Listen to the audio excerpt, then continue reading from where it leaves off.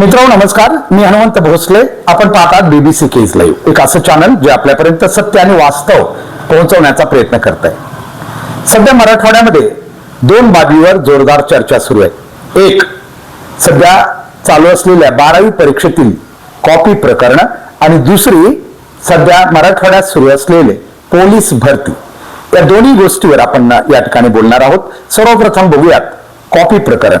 खरं तर कालच मी एक व्हिडिओ केला होता की सध्या मराठवाड्यामध्ये तरी किमान शिक्षण विभागानं आणि प्रशासनानं कॉपी विरोधी मोहीम चांगल्या प्रकारे राबवण्याचा प्रयत्न केलाय. त्याचं प्रमुख कारण म्हणजे संपूर्ण परीक्षा केंद्रावर 12वीची जेवढी परीक्षा केंद्र सुरू आहेत सध्या, कारण 10 फेब्रुवारीपासून 12वीची परीक्षा सुरू झालेली आहे आणि संपूर्ण मराठवाड्यात जी प्रमुख संवेदनशील नव्हे सगळ्याच परीक्षा केंद्रावर CCTV कॅमेऱ्यांची नजर आहे.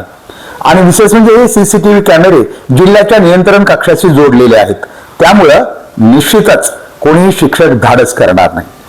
परंतु एवढं काही करून देखील बीड आणि संभाजीनगर अर्थात औरंगाबाद या दोन्ही ठिकाणी कॉपी प्रकरण पुढे आली.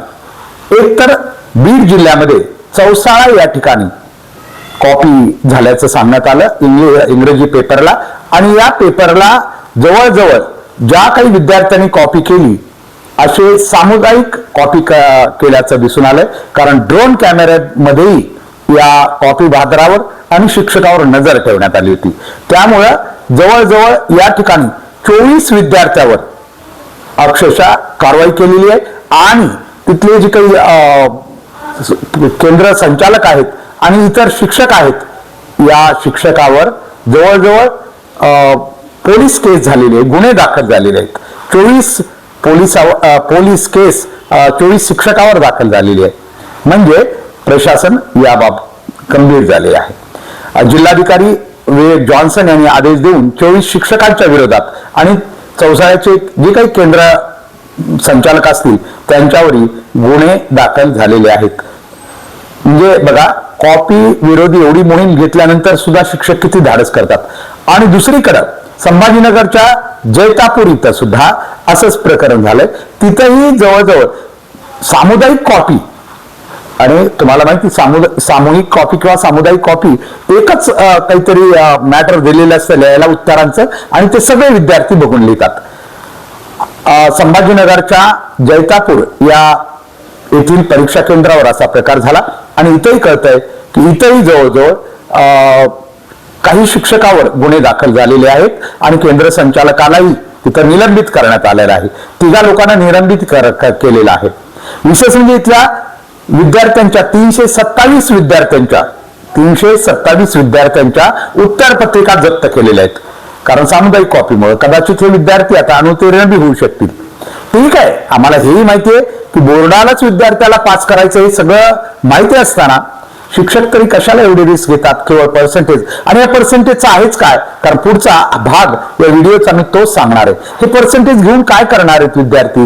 कारण विद्यार्थ्याला अगदी शिपाई व्हायचं असेल, पोलीस व्हायचं असेल, काही व्हायचं असेल तरी तिथली त्या विभागाची CET कॉमन एंट्रन्स टेस्ट द्यावीच लागते ना.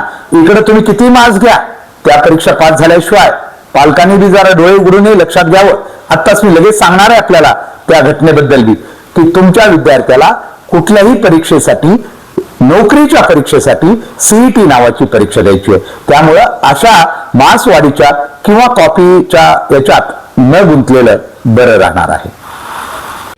इयत्ता 12वी बोर्ड परीक्षा सुरू आहेत. केज शहरातील या ठिकाणी सरस्वती कन्या प्रशालेचं हे केंद्र आपण बघू शकतो. परीक्षा केंद्र या ठिकाणी अतिशय पोलीस बंदोबस्त आहे आणि बाहेरून तरी कुठलाही उपद्रव होणार नाही याची काळजी प्रशासनानं घेतलेली या ठिकाणी दिसते.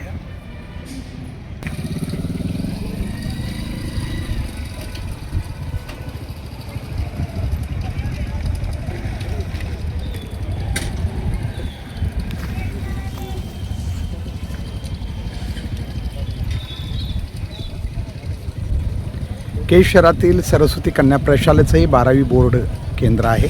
आपण बघू शकता की या ठिकाणी बाहेरून केश शहराणी तालुक्यातील सर्वच परीक्षा केंद्रावर अशा प्रकारची परिस्थिती आपल्याला पाहायला मिळते. एकूणच सध्या तरी परीक्षा प्रणाली अतिशय व्यवस्थितपणे सुरू असल्याचं केश शहराणी तालुक्यातील सर्वच परीक्षा केंद्रावर आपल्याला दिसून येत आहे. आणखी एक गोष्ट आपल्या निदर्शनास आणून द्यायची ती म्हणजे मराठवाड्यात सध्या पोलीस भरती सुरू आहे. मात्र हाती आलेल्या माहितीनुसार काही हजार जी काही ऍप्लिकेशन त्या ठिकाणी आलेले आहेत. संभाजीनगर इथं ही पोलीस भरती सुरू आहे. मला वाटतं बीडला सुद्धा सुरू आहे, अनेक ठिकाणी सुरू आहे. परंतु मिळालेल्या माहितीवरून जवळजवळ या भरतीसाठी मिळालेल्या अर्जातील 28% विद्यार्थी उच्च शिक्षित आहेत. कोण आहे ते विद्यार्थी? काहींनी बीई अर्थात इंजिनिअरिंग केलेलं आहे, पदवीधर आहेत. काही बीटेक आहेत, तर काही MBA सारखे उच्च शिक्षण घेतलेले विद्यार्थी आणि तेही प्रथम द्वितीय श्रेणीमध्ये उत्तीर्ण झालेले विद्यार्थी आज पोलीस भरतीच्या रांगेत आहेत. समाजानं, पालकांनी आणि सर्वांनीच डोळे उघडण्यासारखी गोष्ट आहे. काय म्हटलं? 28%. कारण टीव्हीवर आलेल्या माहितीनुसार या रांगेमध्ये 28% उच्च पदस्थ उच्च शिक्षित विद्यार्थी उभा आहेत. कारण त्यांना कुठं जॉब नाहीये. याच्यावरून बेकारीचा किती मोठा प्रश्न या राज्यात आणि देशात उभा राहतोय हे आजच लक्षात घेतलं पाहिजे. म्हणून तर आम्ही म्हणतो विद्यार्थी कॉपी करतात. कारण सध्या परीक्षा सुरू आहेत. आत्ताच मी मागच्या भागात या व्हिडिओच्या सांगितलं की कॉपी करून आता विद्यार्थ्याला काही उपयोग होणार नाही. आतापर्यंत पालकांनी दिशाभूल झाली तुमची, ते सोडून द्या. पण इथून पुढे तरी आता ही दिशाभूल स्वतःची आणि आपल्या विद्यार्थ्याची करू नका. कारण ज्या विद्यार्थ्यावर तुम्ही प्रेम करताय, त्याला उभा आयुष्यात करण्याचं स्वप्न पाहताय, त्याला तुम्ही चुकीच्या दिशेने घेऊन चाललाय. कारण त्याच्याकडे ज्ञानच नसेल तर तो या जगातल्या कोणत्या स्पर्धेत कसा उतरू शकेल एवढं तरी लक्षात घ्या. आणि म्हणून आज तुम्हाला सांगायचं म्हणजे मिळालेल्या माहितीनुसार जसं सांगितलं, उच्च शिक्षित मुलं सुद्धा आता MBBS सारख्याच पदव्या घेऊन पोलीस भरतीला जर उभा राहत असतील तर आपण विचार करा नेमकं शिक्षण आणि खरी परिस्थिती कुठं चालली ती. कारण एकतर शासन भरती काढत नाहीये, कशा तरी फक्त पोलीस भरती चालू आहे शासनाची. दुसऱ्या भरती तर बंदच आहेत. शिक्षक वगैरे भरती तर सगळ्या बंद आहेत. गेली 10-12 वर्षापासून, 12 काय जवळजवळ 14 वर्ष होत आली. शिक्षक भरती सारख्या तर मोठी भरती कधी आलीच नाही. आहेत फक्त पोलीस भरती येते वारंवार. कारण का? ते अत्यावश्यक आहे. लोकांवर नियंत्रण ठेवण्यासाठी पोलीस लागतात ना, ती भरती कधी बंद होत नाही. म्हणून काही असो, पण ती नोकरीचा एक संधी आहे. म्हणून ती संधी घेण्यासाठी असे उच्च पदस्थ उच्च शिक्षित म्हणून, पदस्थ नाही म्हणता येणार कारण त्यांच्याकडे आणखी पदच नाहीत, उच्च शिक्षित आम्हाला जी टीव्हीवर वगैरे किंवा प्रसार माध्यमातून बाहेर आलेल्या माहितीनुसार MBA असेल किंवा BE बॅचलर ऑफ इंजिनिअरिंग आहेत किंवा MTech असेच BTech असे झालेले विद्यार्थी या पोलीस भरतीच्या रांगेत उभा आहेत. ही खरोखर महाराष्ट्राला आणि देशाला चिंतेत टाकणारी बाब आहे. कारण शेवटी कोणती तरी नोकरी आपल्याला मिळावी या उद्देशाने ही मुलं आता कुठल्या तरी रांगेत उभी राहत आहेत.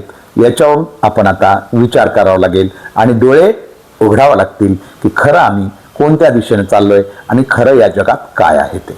धन्यवाद.